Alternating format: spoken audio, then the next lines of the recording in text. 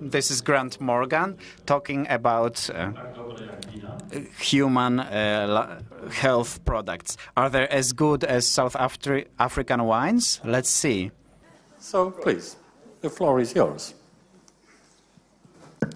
Good afternoon, ladies and gentlemen. My name is Grant Morgan. I'm the technical director of a company called Efficient Microbes, based in a town called Durban, South Africa, on the East Coast. I just want to point out, I'm talking about the subject of human health, and to be quite honest, this probably needs about 5 hours, and I've got 15 minutes, so I may make some jumps here. So just bear with me. If you've got any questions that you need clarification on, just come talk to me afterwards, okay? All right. Okay.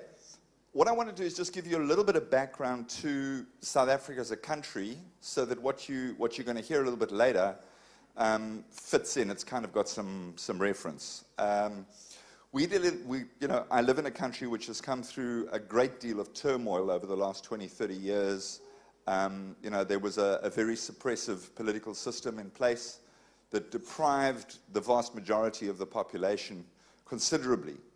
And, we now bear the results of that, or the fruits of that, in the negative connotation, in that we have unemployment that, it's normal. It runs around about 40%, which is probably pretty unreal for most of you. And we've got another major problem, which is the Scourge of Aids, where you're looking in urban areas. It's anywhere from 22% of the population are HIV positive. And in the rural areas, it's sometimes as high as 45%. So human health issues are a major issue, and one of the primary things is that a lot of them are really living below the breadline. So the first thing that tends to suffer is the diet, and that has some relevance for what I'm about to say. Okay, so we started our business just over 5 years, and unlike some people that got into this technology that were already operating either in waste treatment or in different areas, we didn't come from any of those backgrounds. We literally started from scratch. So in order to develop the business, the approach we took was to survey all available markets and basically see which one was going to produce the best results or which would be the most viable. So one of the areas that we surveyed was human health. And we started getting some fairly interesting results back. And this was the feedback that we got. And these were areas or maladies that people suffered from that they were seeing improvements. Blood sugar, hypertension, arthritic pains, migraines, etc. Head and shoulders above all of the others was the area of digestive issues and AIDS symptoms. These were two things that people across the board seemed to see great results from the application of this technology. So this prompted us to do a little bit of further research, which essentially resulted in the following information. And these were key facts that came out. Firstly was the introduction of beneficial bacteria to individuals whose diets are inadequate in terms of essential nutrition had a marked effect on the health of the individual. There was a palpable change that could be observed. And from this, it then became extremely clear that the huge role that bacteria did in fact play, and that if that was true, this would then obviously encompass all areas of society. Okay, so a little bit of background. Earth, a bacterial planet. Now this first point, Matt actually told me the first time we met, but it was lost on me at the time. They are everywhere. They inhabit every single environment known to man, from the deepest ocean to radioactive systems. And that's very interesting. They process our waste, they manufacture our oxygen, or did at some point, and they produce a vast range of very, very complex biochemicals that are essential to life as we know it. Next one. Just to put this in perspective, 80% of the biomass on the planet is microbial. Now, what does that mean?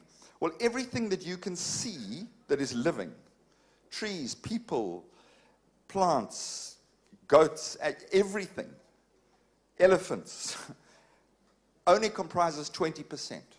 That means 80% of what is considered to be life on this planet is invisible to us.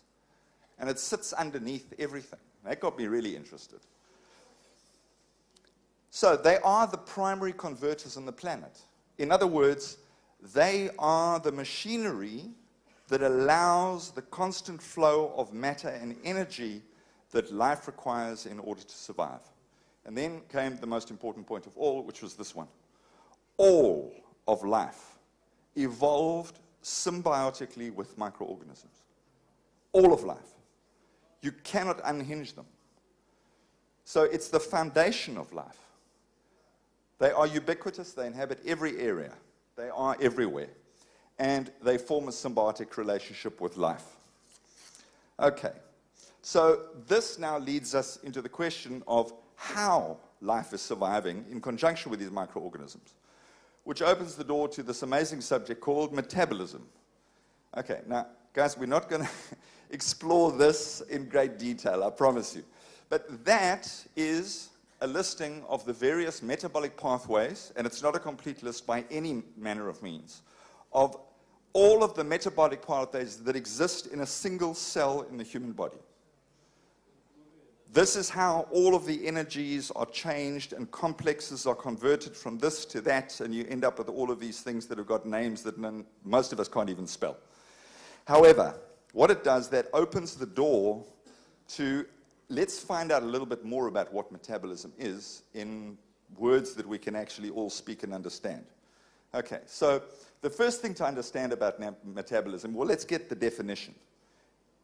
It's the set of chemical reactions that happen in life, organisms, to maintain life. So these are chemical reactions, okay? And there are two parts to it. The first one is catabolic. It is a breaking down. It's a pulling apart. You see, the body is essentially a carbon-oxygen engine. It runs on low combustion fuels at 98.6 degrees Fahrenheit. So think of the body like a buffet. Okay? You walk down the line and the body goes, well, I need one of those and two of those and three of those, and then it puts them all together, right? And because the second part of this is the anabolic, which is the building up side of it. The challenge comes is that if the body doesn't have the little pieces of machinery that it needs to create all the various compounds, it kicks back onto a less efficient pathway. And that can result in the body actually cannibalizing itself. Now, guys, this is a huge subject, and I could talk just on this for half an hour, but, you know, I'm going to have to move on. Basically, the essence is the body eats some, you eat something, it pulls it apart, recombines it into the compounds that we need in order to survive. And this is really how it affects us. You see, the human digestive system contains in excess of 100 trillion bacteria of between 500 and 1,000 species. It's a lot. There are approximately 10 times more microorganisms than human cells in and on the body. So when you think of you, that's only 10%. The other 90% is microorganisms. The exact role, what their function is and what they play, is still unknown at this stage. The immune system of the body is largely tied to the health of the gut flora, and beneficial bacteria and pathogens are both inhibited by antibiotics. Now, over the last 100 years, there's been some major primary dietary changes. The first of these, which is probably the least of the important one, is actually refrigeration. In that, if you look back at the diet that man was eating 100 years ago, there was no refrigeration. What that meant is that there was a lot more fermented food that was being eaten. And possibly a lot of the food that we were eating was actually past its sell-by date. And the body handled it. It was quite used to it. Second one, and I'm not going to go into too much detail. I think my speakers earlier have covered this one in great depth in terms of what that's done. And then probably the biggest one is antibiotics. Now, I'm not necessarily opposed to antibiotics. They have a role to serve in life, and they've certainly saved countless lives. What I am opposed to is the chronic overuse of antibiotics by the modern, Western medicine. Because what it does is it creates imbalances. And that probably fundamentally is the most important thing, is that the maintenance of the balance within the microflora. Okay, again, guys, it's a huge subject, and I really can't I can't really give it too much justice. But at the end of the day, this was the primary conclusion that we came to. So that is really the driving influence, which leads us into the model that we've adopted in terms of the expansion of our business. So we realized early on that generating large volumes of retail sales required substantial investment in marketing, and we didn't have that. So we had to find another path. So what we looked for were established distribution networks. In other words, these are organizations, groups, or people that were already marketing an element of our technology, and it was something that we could tack our products onto, which really led us into contract manufacturing. Now we have our own retail division, which is comparatively small, but this is probably where we put 90% of our attention in the human market, is the establishment of contract manufacturing for companies that produce their own products. So although the strategy was initially successful, it was also capped, because what we were really doing was we were just targeting the probiotic market. So what we then did was, through the development of other products and the addition of different herbal compounds and extracts, we were able to tap into a bunch of other markets.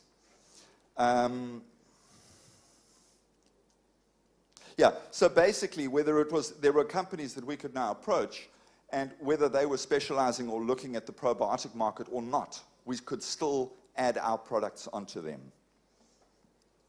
Okay, and this is just a listing of some of the labels that we currently manufacture under.